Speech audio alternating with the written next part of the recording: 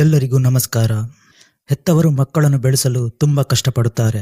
ಮಕ್ಕಳು ಆಸೆ ಪಟ್ಟಿದ್ದನ್ನೆಲ್ಲ ಹೆತ್ತವರು ಪೂರೈಸುತ್ತಾರೆ. ಕೆಲವೊಮ್ಮೆ ಅದೇ ಮಕ್ಕಳು ದೊಡ್ಡವರಾದ ಮೇಲೆ ಹೆತ್ತವರನ್ನು ಹೊರಗೆ ಹಾಕುತ್ತಾರೆ. ನೀವು ಹೆತ್ತವರನ್ನು ಮನೆಯಿಂದ ಹೊರಗಾಕ್ತೀರಾ? ಹುಷಾರು. ಯಾಕೆಂದರೆ ಅವರೇ ನಿಮ್ಮನ್ನು ಮನೆಯಿಂದ ಹೊರಗೆ ಹಾಕ್ಬೋದು. ಇಂತಹ ಒಂದು ಘಟನೆ ನಡೆದದ್ದು ಮಹಾರಾಷ್ಟ್ರದ ಮುಂಬೈಯಲ್ಲಿ. ಹಾಗಾದರೆ ಏನು ಈ ಘಟನೆ ಅಂತ ನೋಡುವುದಾದರೆ, ಒಂದು ಮನೆಯಲ್ಲಿ ವೃದ್ಧೆ ಹಾಗೂ ಅವನ ಮಗ ಹಾಗೆ ಸೊಸೆ ಇವರು ವಾಸಿಸುತ್ತಿರುತ್ತಾರೆ. ಮಗ ಮತ್ತು ಸೊಸೆ ಏನು ಮಾಡ್ತಾರೆಂದರೆ, ಆ ವೃದ್ಧೆಯನ್ನು ಹೊರ ಹಾಕಿ ಆ ಮನೆಯಲ್ಲಿ ಇವರು ವಾಸಿಸುತ್ತಾರೆ.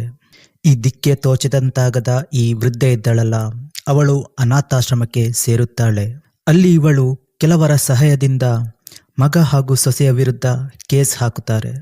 ಅವರು ನನಗೆ ತುಂಬ ಟಾರ್ಚರ್ ಕೊಟ್ಟಿದ್ದಾರೆ. ಅವರು ವಾಸಿಸುತ್ತಿರುವ ಮನೆ ಅದು ನನ್ನ ಮನೆ.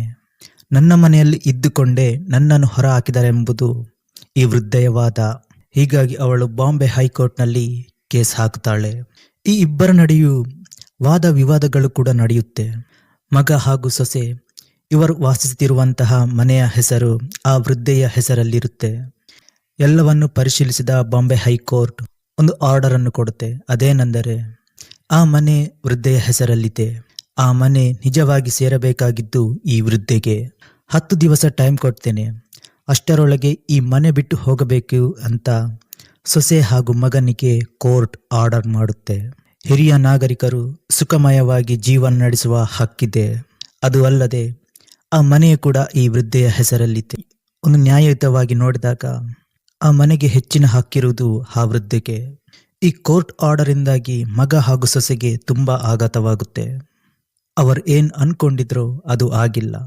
ಹೆತ್ತವರನ್ನು ಹೊರಹಾಕಿ ಆ ಮನೆಯನ್ನು ತನ್ನದಾಗಿಸಿಕೊಳ್ಳಬೇಕೆಂಬುದು ಮಗ ಹಾಗೂ ಸೊಸೆಯ ಒಂದು ಆಶಯವಾಗಿತ್ತು. ಆದರೆ ಅದು ಸಾಧ್ಯವಾಗಿಲ್ಲ. ಇನ್ನು ಈ ವೃದ್ಧೆಯು ಕೂಡ ಮನೆ ಹಾಗೂ ಆಸ್ತಿಯನ್ನು ತನ್ನ ಮಗನಿಗೂ ಕೂಡ ವರ್ಗಾಯಿಸಿಲ್ಲ. ಇದು ಕೇವಲ ಅವರಿಗೆ ಸಂಬಂಧಪಟ್ಟ ವಿಚಾರವಲ್ಲ, ಯಾಕೆಂದರೆ ಇದು ಒಂದು ಪ್ರತಿಯೊಬ್ಬರಿಗೂ ಸಂಬಂಧಪಟ್ಟ ವಿಚಾರವಾಗಿದೆ. ಹೆತ್ತವರನ್ನು ಮನೆಯಿಂದ ಹೊರ ಹಾಕಿದ್ರೆ ಅವರು ಕೂಡ ನಿಮ್ಮನ್ನು ಈ ಮನೆಯಿಂದ ಹೊರ ಹಾಕಬಹುದು. ಮಗು ಸಣ್ಣದಿರುವಾಗ ಹೆತ್ತವರು ಹೇಗೆ ನೋಡುತ್ತಾರೋ, ಹೆತ್ತವರು ವಯಸ್ಸಾದ ನಂತರ ಮಕ್ಕಳು ಕೂಡ ಅವರನ್ನು ಅದೇ ರೀತಿ ನೋಡಬೇಕಾಗುತ್ತದೆ. ಅದುವೇ ಒಂದು ನಿಜವಾದ ಮಕ್ಕಳ ಧರ್ಮ.